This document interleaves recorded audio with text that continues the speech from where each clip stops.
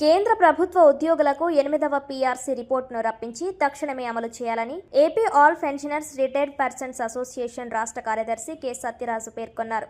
Kakinada collectorate వద్ద association ఆధ్వర్యంలో ధర్నా నిర్వహించారు. ఈ సందర్భంగా వారు మాట్లాడుతూ పెండింగ్లో ఉన్న 5 డిఏలను వెంటనే ప్రకటించాలన్నారు. పెండింగ్ బకాయిలు 25,000 కోట్లను దశల వారీగా చెల్లించాలన్నారు.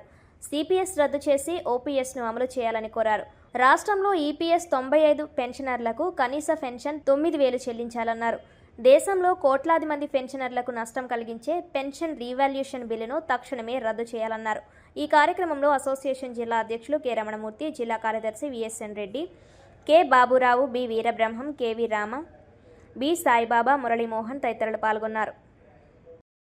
వెంటనే చెల్లించాలి ఈపీఎస్ పెన్షన్ కనీస పెన్షన్ 9.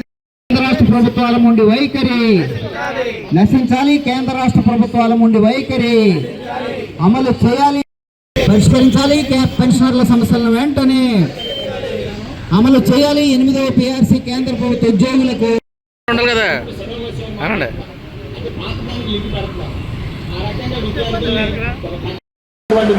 ఈరోజు all pensioners and retired persons association ఆధ్వర్యంలో రాష్ట్ర వ్యాప్తంగా అన్ని జిల్లా కలెక్టరేట్ల వద్ద ధర్నా కార్యక్రమం నిర్వహించడం జరుగుతుంది. ముఖ్యంగా కేంద్ర ప్రభుత్వ ఉద్యోగులకు 8వ పీఆర్సీని అమలు చేయాలి. ఈ అమలు చేసే క్రమంలో పెన్షన్ వ్యాలిడేషన్ బిల్లుని తీసుకొచ్చి 2026 జనవరికి ముందు వాళ్ళకి వెనక వాళ్ళకి అనే వ్యత్యాసాన్ని అమలు చేస్తున్నారా, అమలుని తొలగించాలి. అట్లాగే కేంద్రంలో ఉండేటటువంటి బిఎస్ఎన్ఎల్, పోస్టల్, బ్యాంకు ఉద్యోగులకు పెన్షన్ వ్యాలిడేషన్ని అమలు చేసి వాళ్ళకి ఎరియర్స్ చెల్లించాలి. అట్లాగే కేంద్రంలో ఈపీఎస్ పెన్షనర్లు 82 లక్షల మంది ఉన్నారు. వారిలో 40 లక్షల మందికి కనీస పెన్షన్ 1000 రూపాయలు కూడా చెల్లించే అవకాశం లేదు. వాళ్ళది కార్పస్ ఫండ్ 10 లక్షల రూపాయలు ఉంది. దాని మీద 60,000 కోట్లు వస్తుంది. 60,000 కోట్లు చెల్లించినా కనీస పెన్షన్ 5,000 ఇవ్వచ్చు. కేవలం 23,000 కోట్లు పెన్షన్కి చెల్లించి మిగిలిన డబ్బు కార్పస్కి జమ చేస్తున్నారు. రాష్ట్రంలో కూటమి ప్రభుత్వం అధికారంలోకి వచ్చి 2.5 సంవత్సరాలు అయింది. ఎన్నికల సందర్భంగా అటు పవన్ కానీ, చంద్రబాబు నాయుడు కానీ, లోకేష్ కానీ అనేక రకాల వాగ్దానాలు ఇచ్చారు.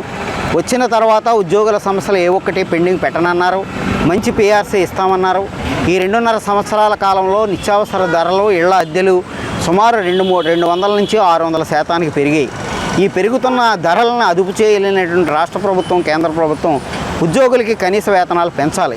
ఒక పక్క కాంట్రాక్ట్ అవుట్సోర్సింగ్ ఉద్యోగులు ఉన్నారు. వాళ్ళది 15 సంవత్సరాలు బట్టి వాళ్ళకి ఏమాత్రం కూడా కనీసం అమలు జరిపే పరిస్థితి లేదు. కాబట్టి రాష్ట్ర ప్రభుత్వం వెంటనే 12వ పీఆర్సీ కమిషనర్ని నియమించి 30% ఐఆర్ ప్రకటించాలి. పెండింగ్ డిఏలు 5 ఉన్నాయి. 5ంటిని వెంటనే ప్రకటించాలి. గత 2018 తర్వాత 30,000 కోట్ల రూపాయలు బకాయిలు మిగిలి ఉన్నాయి. వాటిని దశల వారీగా ప్రతి నెల కొంత చెల్లించే విధంగా చేయాలని చెప్పి డిమాండ్ చేస్తూ ఏపీఆర్పీఏ ధర్నా చేస్తుంది. కె సత్యరాజు, రాష్ట్ర ప్రధాన కార్యదర్శి.